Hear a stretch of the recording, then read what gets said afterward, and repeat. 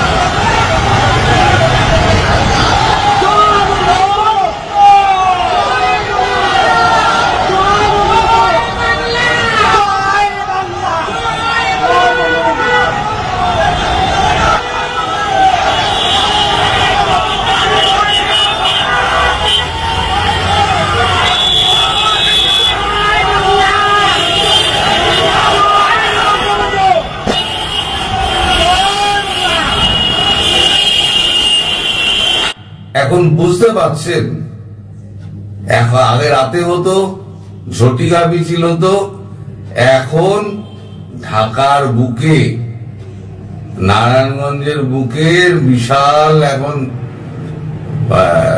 মিছিল হচ্ছে, রাত্রিবেলা মশাল জ্বালিয়ে, মশাল মিছিল যাকে বলে, আর ঢাকার বুকে বাইক নিয়ে আর একেবারে নিয়ে ধীরে সুস্থে যাচ্ছে, কোনো ভয় নেই, না আছে পুলিশ, না আছে আর্মি, ধারে কাছে কেউ নেই। এখন আপনারা বলতে পারেন এরা সমস্ত বাইরের লোক, না, এরা সমস্ত হচ্ছে ঢাকার আশেপাশের লোক, এসে তারা আস্তে আস্তে জড়ো হচ্ছে, এবং দেখবেন এই খুঁজলে দু একটা আওয়ামী লীগ করে না সাধারণ মানুষ তাদের ওই মিছিলের মধ্যেও রয়েছেন। এখন আমি এই কারণে বলতাম, সময়ের জন্য অপেক্ষা করুন, সময় সবকিছু বলে দেবে। কারণ কি জানেন? কারণ হচ্ছে ভারতবর্ষ কোনদিনও মুক্তিযুদ্ধের সপক্ষে শক্তি ছাড়া আর অন্য কাউকে এই বাংলাদেশে টিকতে দেবে না। আর এখন যা পরিস্থিতি হয়েছে তাতে মোহাম্মদ ইউনূস বুঝে গিয়েছে যে কূটনৈতিক ভাবে আমার উপরে যে প্রেসার আসবে তা আমি রাখতে পারবো না। তার উপদেষ্টা যারা আছেন তারা মোটামুটি মনস্থির করে নিয়েছেন যে তারা আর কিছু বলবেন না। তারা নিয়মিত অফিসে কয়েকজন আসছেন, আবার অনিয়মিত অফিসে আসছেন। তারা কিন্তু খুব মানে ভয়ে আছেন, যে কোনো দিন যে কোনো সময় যা কিছু ঘটে যেতে পারে। তবে সেনাপ্রধান যে রক্ষা পাবেন না ভারতের কথা না শুনলে, সেটা একেবারে আমি আগেও বলেছিলাম দেয়াল লিখন হয়ে গিয়েছে, এখনো আমি বলছি সেটা দেয়াল লিখন হয়ে গিয়েছে। ওয়াকারুজ্জামান মানে পাকাল মাছের মতো, একে ধরা খুব মুশকিল। আর আমি বলেছিলাম ওর মস্তিষ্কে কি চলছে সেটা ধরা কিন্তু খুব মুশকিল। একবার ও প্রধান বিচারপতির গায়ে যাচ্ছে, একবার এর দরজায় যাচ্ছে, একবার ওর দরজায় যাচ্ছে, একবার ইউনূসের সঙ্গে বৈঠক করছে। কিন্তু সেনাবাহিনীর মধ্যে ক্যান্টনমেন্ট গুলোতে সব তো জামাত শিবির নেই। আওয়ামী লীগ পন্থী যারা আছে, আওয়ামী লীগ পন্থী সেই সমস্ত সেনাবাহিনীর সদস্যরা তারা বলছে যে অনেক হয়েছে স্যার, আর না, আর আমরা এটা সহ্য করব না। এই যে ঠ্যাঙারো না বিপিনুরকে, খুব দুঃখজনক, ঠ্যাঙানো উচিত না, কিন্তু ওই যে ঠ্যাঙালো তারা হচ্ছে গিয়ে সব মুক্তিযুদ্ধের সপক্ষের লোক, তারাই মেরেছে, তারাই বেরিয়েছিল, তারাই মেরেছে। যে ভারত কি করছে, ভারত তো সবে ফিরলো গতকালকে, সবাই গতকালকে ফিরেছেন, ফিরে সবাই একটু রেস্ট নেবেন। আগামী কাল পরশুর মধ্যে ধীরে ধীরে খবরগুলো প্রকাশ পাবে যে আলটিমেটলি কি দাঁড়াচ্ছে। কিন্তু এটা আপনারা জেনে রাখুন, আপনাদের মহামান্য মহা উপদেষ্টা তিনি বাইরে যাই দেখান না কেন, তিনি এখন বিভিন্ন রাষ্ট্রপ্রধানদের সঙ্গে যোগাযোগ করছেন, রাষ্ট্রের সঙ্গে যোগাযোগ করছেন, এবং ভারতে গায়ে তো সেফ এক্সিট চেয়েই রেখে দিয়েছেন। এখন আবার গতকালকে যে শর্তগুলোর কথা বলেছিলাম তার মধ্যে চিন্ময় প্রভুর একটা জামিনের ব্যাপার আছে। চিন্ময় প্রভুর জামিনের ব্যাপারটা অনেকটা এগিয়েছে, এবং রাষ্ট্রের কাছে জানতে চেয়েছে কোর্ট কেন তাকে জামিন দেওয়া হবে না।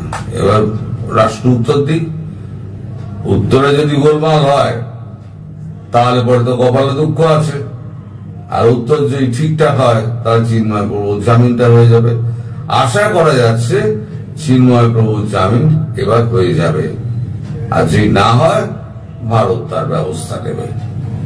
তবে মুক্তি সূর্য আবার উঠছে, সূর্যোদয়ের দিন দেখা যাচ্ছে, সেটা হচ্ছে এই মিছিলের বহর দেখুন বেড়ে চলেছে।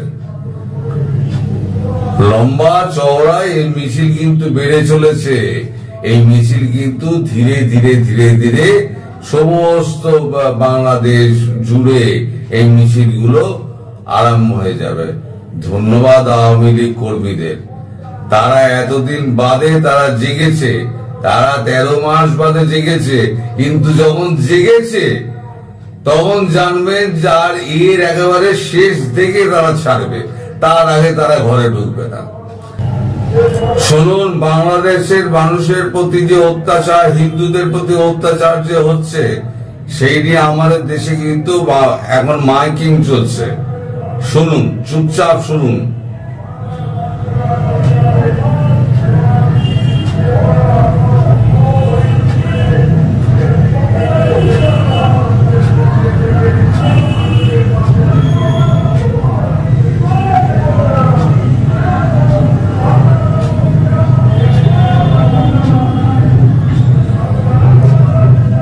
পুরো বাংলার বাঙালিরা পুরো রাস্তায় নেমে গেছে। বাংলাদেশের হিন্দুদের হাল যা হয়েছে আর বসে দেখা যাচ্ছে না। এইবার ভারতবর্ষে কিছু করতে হবে। এখন এখানে কিন্তু রাজ্য সরকারের কিছু করার নেই। সাধারণ মানুষ রাস্তায় নেমে পড়েছে। সাধারণ মানুষ মাইক ভাড়া করে এই অটো করে মিছিল করতে করতে, অটো নিয়ে মাইক বাজাতে বাজাতে মিছিল করতে করতে যাচ্ছে। এই হচ্ছে বাংলার অবস্থা, যে হিন্দু এবং আওয়ামী লীগ সদস্যদের ওপরে যেভাবে নির্মম অত্যাচার করছে এই ইউনূস সরকার, তাকে তুলে একেবারে সমুদ্রে ফেলে দাও, সেটাই হচ্ছে দাগ হচ্ছে ওই মিছিলের মধ্যে। সুতরাং একটু অপেক্ষা করুন। দিন 10-15, আমি বলেছি না, দিন 10-15 মধ্যে ঘটনাবহুল বাংলাদেশ হবে, ঘটনাবহুল বাংলাদেশই হবে। আপনারা